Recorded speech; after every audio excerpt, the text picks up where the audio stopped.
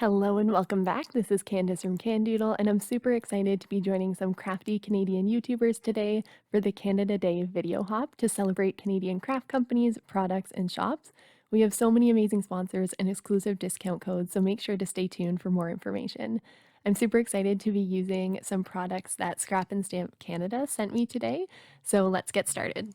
So first up, I'm using the Concord and Ninth Celebrations Turnabout stamp. So I've just got the Concord and Ninth jig and I put that in my MISTI and then line up the acetate sheet that has the stamped image on it that comes with the package. And this helps you line up your stamp within your stamping tool to make sure that it's nice and centered. Once I have that down, I'm going to press my MISTI door down and then take away that acetate sheet and put it back in my packaging to save for later. Then I'm going to come in with my A2 size card panel and I'm just going to use some removable adhesive to tack that down to my jig. That way I can just turn the jig around and not have to move the paper and worry about it being in the center. So I'm going to be using some Pink Fresh Studio inks. So I started off with Summer Shower, and then when I turn that once, I'm going to come in with Aquamarine. Next, I'm going to use Tidal Pool, and then Grassy Knoll. I absolutely love turnabout stamps. I think these are so fun, and this celebration one is good for so many different occasions. You could make this in any sort of colors, but today I wanted to make a few different cards using this color scheme of kind of blues and greens. I needed some more masculine sort of birthday cards, so I thought that this would be a really good fit. I love these turnabout stamps because you can create a really fun background in almost no time at all, and you can double stamp if you didn't get a great impression the first time. So off camera, I did some die cutting with another Canadian company. This is Studio Katia Dotted Balloons die, and I used the smaller one, and I'm going to white heat emboss a sentiment that says Happy Birthday from the Avery L Everyday Circle tags. And I just thought that this fit really perfectly and was a perfect way to top up this card. So I used my anti-static powder bag and then my Versamark ink, and I am going to use some white heat embossing powder so it really stands off that green cardstock. And this green cardstock is actually one from Penguin Palace as well, which is another Canadian company that has sponsored our hop today. And I'm on the design team for it and love very much. So once that was done, I decided I wanted to cut down my panel a little bit and have a bit of a border.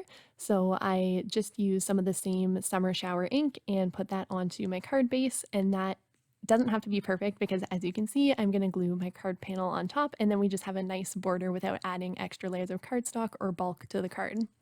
So then I wanted to add a string for my balloon. I'm trying to use up my ribbon, so I got a kind of sparkly blue ribbon from my stash and I attached that down to the card base. At first, I only attached it behind the balloon and at the bottom and kind of added a twist in it for some interest. But then I decided I was a little nervous by the fact that it wasn't attached in the center, so I did come in again and just add a little dab of glue under there to make it more sturdy. I wanted my balloon to have a little bit of dimension and lift off of the card, so I put some foam tape on the back, leaving room for that ribbon, and adhered that down to the card, and there is the final card. I know I usually only make one card per video, but today is extra special, so I have 3 cards for you. So moving on to card project number 2, I'm starting with an A2 panel, and I'm going to come in with the Honeybee Stamps layering streamer stencils.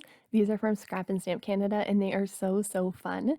So I'm coming in with one of the layers and I'm going to use the same colors that I used for the other card, just for different streamers. You could do all of these streamers the same color if you wanted to, but I wanted to mix it up and use the different colors.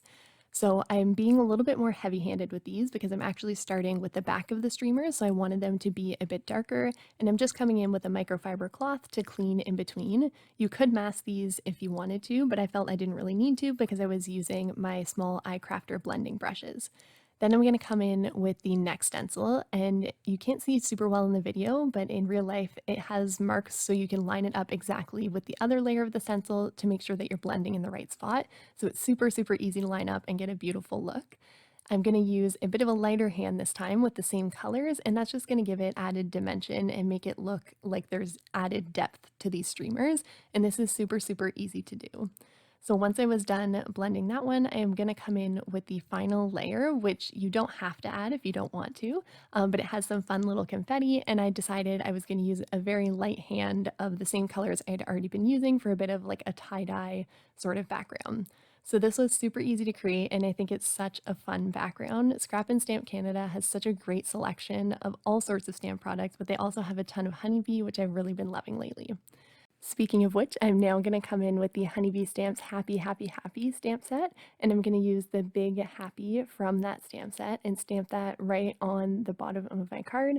I'm just seasoning it with my hand first so I can get a really good impression. I'm also using my VersaFine black ink, which is more of a pigment ink, to make sure I get a really nice impression. I did stamp it a couple times as well, since this is the first time I'm using this stamp.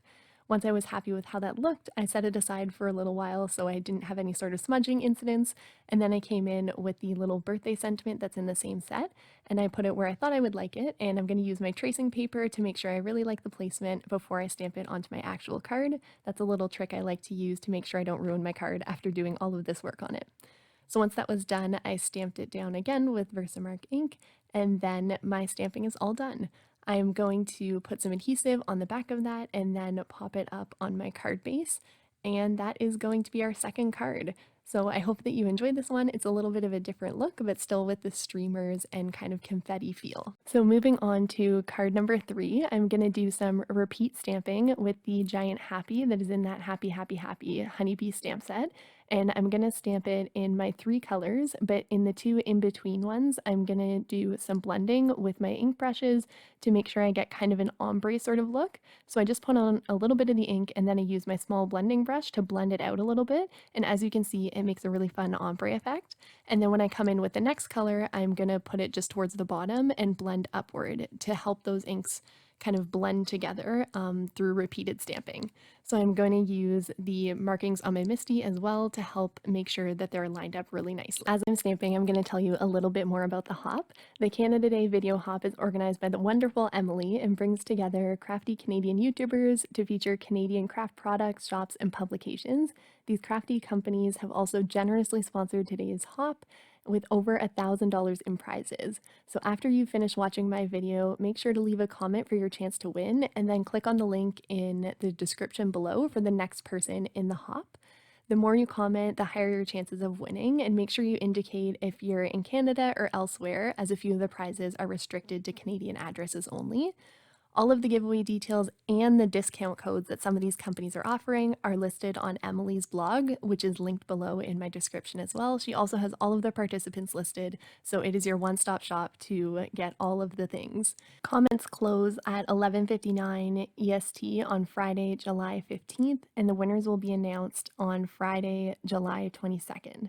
So make sure that you get all of your comments in before July 15th for your chance to win some of these awesome prizes that have been really generously donated from these amazing companies.